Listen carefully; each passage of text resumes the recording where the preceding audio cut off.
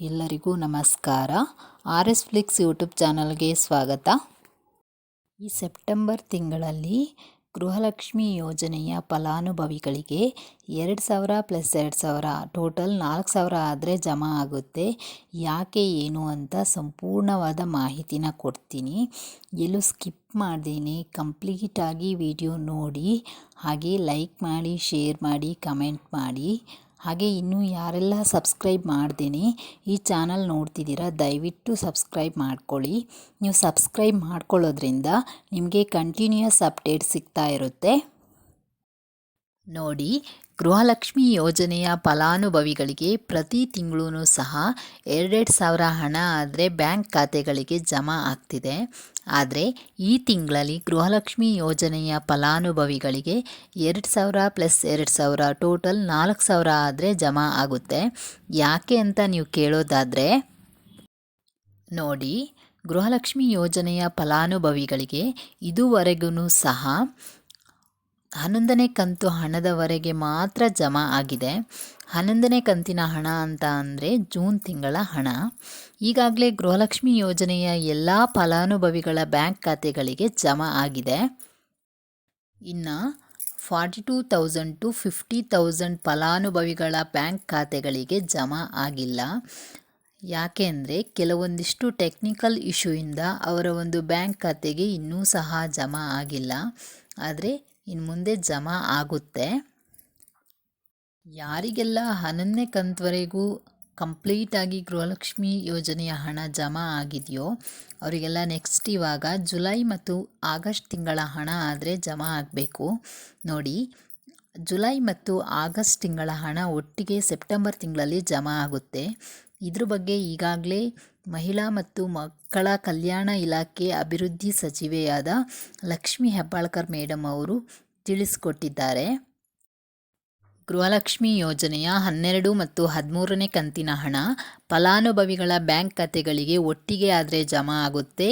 ಅದನ್ನು ಸೆಪ್ಟೆಂಬರ್ ತಿಂಗಳಲ್ಲೇ ಜಮಾ ಆಗುತ್ತೆ ಅಂತ ಹೇಳಿದ್ದಾರೆ. ನೋಡಿ, ನಾವೀಗಾಗಲೇ CM ಸಿದ್ದರಾಮಯ್ಯ ಸರ್ ಹತ್ರ ಮಾತಾಡಿದ್ದೇವೆ.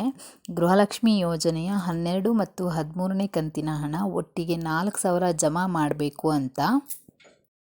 ನಾವು ಈಗಾಗಲೇ ಎಲ್ಲರ ಒಂದು ಬ್ಯಾಂಕ್ ಖಾತೆಗಳಿಗೆ ಜಮಾ ಮಾಡ್ತಿದ್ವಿ. ಕೆಲವೊಂದಿಷ್ಟು ತಾಂತ್ರಿಕ ದೋಷ ಆಗಿದೆ.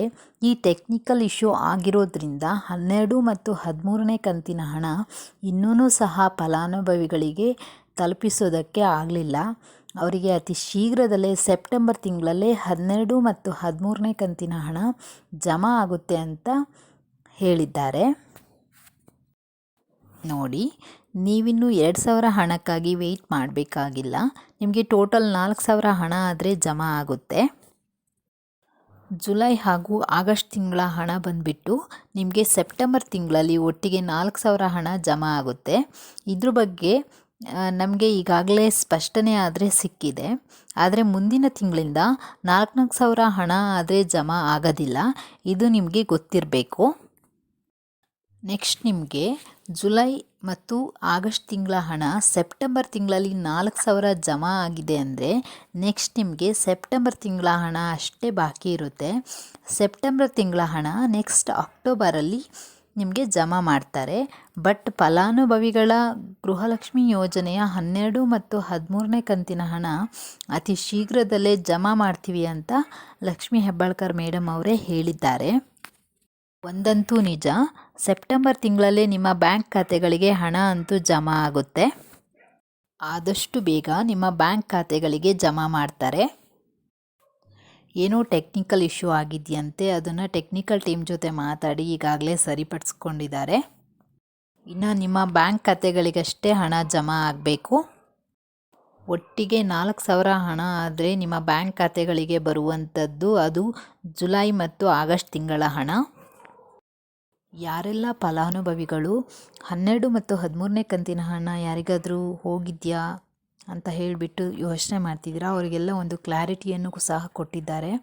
ನಾವಿನ್ನೂ 12 ಮತ್ತು 13ನೇ ಕಂತಿನ ಹಣ ಬಿಡುಗಡೆನೇ ಮಾಡಿಲ್ಲ. ಒಂದಷ್ಟು ತಾಂತ್ರಿಕ ದೋಷ ಇರೋದ್ರಿಂದ ಬಿಡುಗಡೆ ಮಾಡಲಿಕ್ಕಾಗಲಿಲ್ಲ.